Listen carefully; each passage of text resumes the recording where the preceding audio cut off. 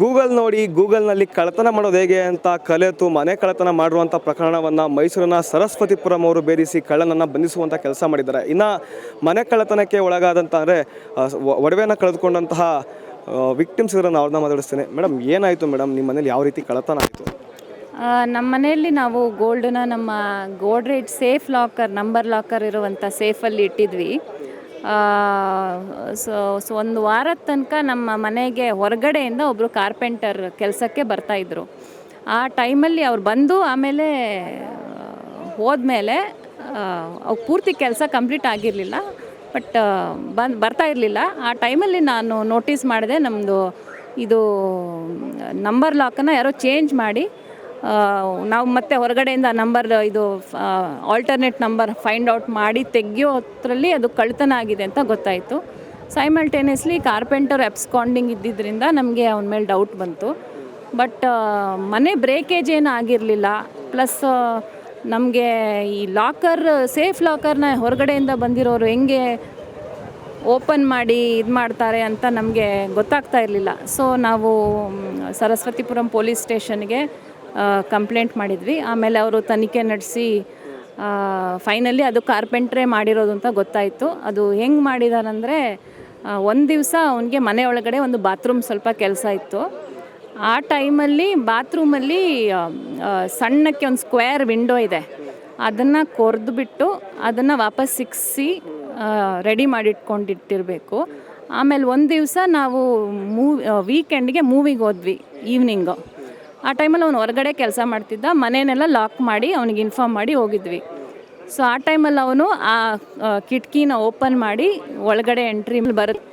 ಆಮೇಲೆ ಈ Godrej safe ಲಾಕರ್ದು lock ಹೇಗೆ ಓಪನ್ ಮಾಡಬೇಕು ಅಂತ ಇಂಟರ್ನೆಟ್ಟಲ್ಲಿ ಬರುತ್ತೆ, ಹಾಕಿದರೆ ಹೌ ಟು ಓಪನ್ ಅಂತ. ಸೊ ಅದನ್ನು ಮಾಡಿ ಅದನ್ನು ಓಪನ್ ಮಾಡಿ ಇರೋದು ಐಟಮ್ಸ್ನ ತೆಗೆದು ಆಮೇಲೆ ವಾಪಸ್ ಆಲ್ಟರ್ನೇಟ್ ಏನೋ ನಂಬರ್ ಹಾಕಿಬಿಟ್ಟು ಅದೇ ಕಿಟಕಿಯಿಂದ ಹೋಗಿ ಆ ಕಿಟಕಿನ ಪ್ಲಾಸ್ಟರ್ ಮಾಡಿದ್ದಾನೆ. ಬಂದಾಗ ನಮ್ಗೆ ಕಳ್ತನ ಆಗಿರೋದು ಗೊತ್ತಿಲ್ಲ, ಆ ದಿವಸ ಅಂತೂ ಗೊತ್ತಿಲ್ಲ. ಸ್ವಲ್ಪ ದಿವಸ ಆದಮೇಲೆ ನನ್ನ ಕಣ್ಣಲ್ಲಿ ಹೋಯ್ತು ಇದು ಚೇಂಜ್ ಇದೆ ಅಂತ. ಮತ್ತೆ ನೋಡಿದಾಗ 3 ದಿವಸ ಆದಮೇಲೆ ಗೊತ್ತಾಯಿತು ಹಿಂಗಾಗಿದೆ ಅಂತ.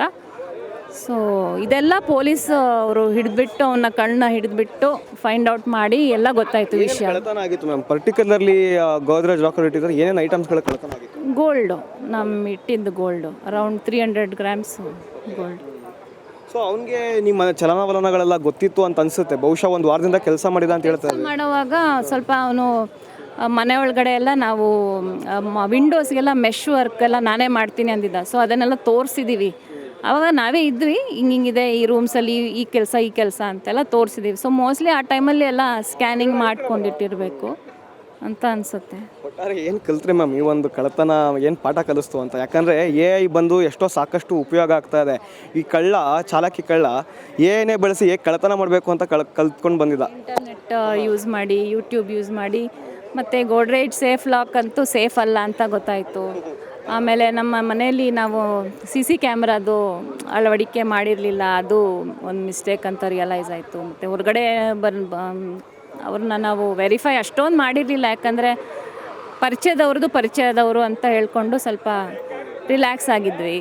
ಸೊ ತುಂಬ ಕೇರ್ಫುಲ್ ಆಗಿರಬೇಕು ಈ ವಿಷಯಗಳಲ್ಲಿ. ಎಸ್ಪೆಷಲಿ CC ಕ್ಯಾಮ್ರಾ ಒಂದು ಇದ್ದಿರ್ತಿದ್ರೆ ಬೇಗನೆ ಐಡೆಂಟಿಫೈ ಆಗ್ಬೋದಿತ್ತು, ಅಥವಾ ಅವ್ನು ಮಾಡ್ತಿರ್ಲಿಲ್ವೇನೋ. ಇಲ್ಲ, ಒಂದು ಐಟಮ್ ಮಿಸ್ಸಿಂಗ್ ಇದೆ, ಉಳಿದಿದ್ದು ರಿಕವರ್ ಆಗಿದೆ. ಪೊಲೀಸವ್ರಿಗೆ ಏನು ಹೇಳಕ್ಕೆ ಇಷ್ಟಪಡ್ತಾರೆ ಮ್ಯಾಮ್ ಈ ಒಂದು ಸಂದರ್ಭ? ತುಂಬ ಥ್ಯಾಂಕ್ಸ್ ಅಂತ ಹೇಳಕ್ಕೆ ಇಷ್ಟಪಡ್ತೀನಿ. ನಾವು ಕಂಪ್ಲೇಂಟ್ ಮಾಡಿ 10 ದಿವಸ ಟೈಮಲ್ಲೇ ಅವರು ಕಳ್ಳನ ಪತ್ತೆ ಹಚ್ಚಿ ನಮಗೆ ಇಂಟ್ಯಾಕ್ಟ್ ಪ್ರಾಪರ್ಟಿ ರಿಕವರ್ ಮಾಡೋಕ್ಕೆ ಹೆಲ್ಪ್ ಮಾಡಿದ್ದಾರೆ. ಸೊ ಡೆಫಿನೆಟ್ಲಿ ತುಂಬ ಥ್ಯಾಂಕ್ಸ್ ಅವರಿಗೆ.